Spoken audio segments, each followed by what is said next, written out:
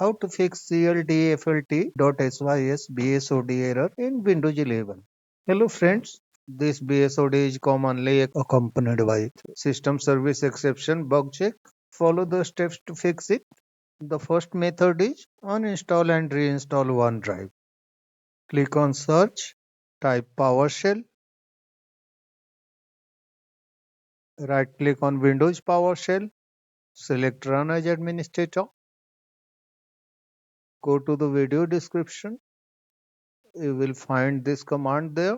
This PowerShell command will uninstall OneDrive. Copy this command from the description, paste into the Windows PowerShell and hit enter. Let the uninstallation complete. Once completed, close the PowerShell window and restart your computer. Then again go to the video description and click on this link there.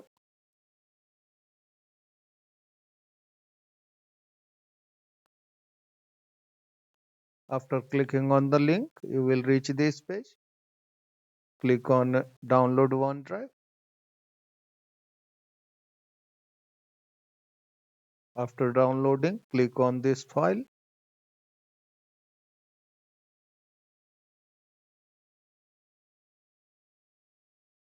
Click on the OneDrive cloud icon from the taskbar and select sign in. The email ID will be automatically fetched. Click on sign in. Click on next. Use this folder.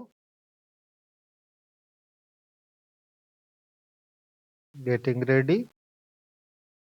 Click on next. Not now. Next. Next. Next. Later. Once done, check if the BSOD is fixed. If the issue still persists, then modify registry. Click on search, type registry, click on registry editor, go to HKey local machine, system, current control set, go to services, scroll down to cldflt, this one, select this key.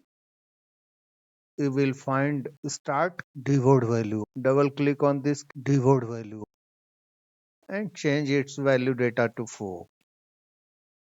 Click on OK. Close the registry editor and restart your computer.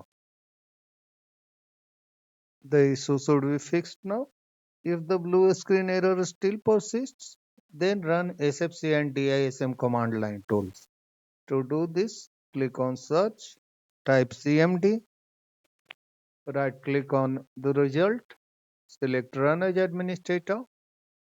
Again go to the video description. You will find the system files checker and DISM RestoreHealth command. Run both the commands one by one. Copy the system files checker command, paste into the command prompt and hit enter. Let the process 100% complete.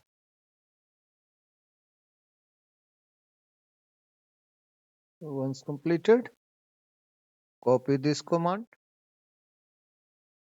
paste into the command prompt and press enter.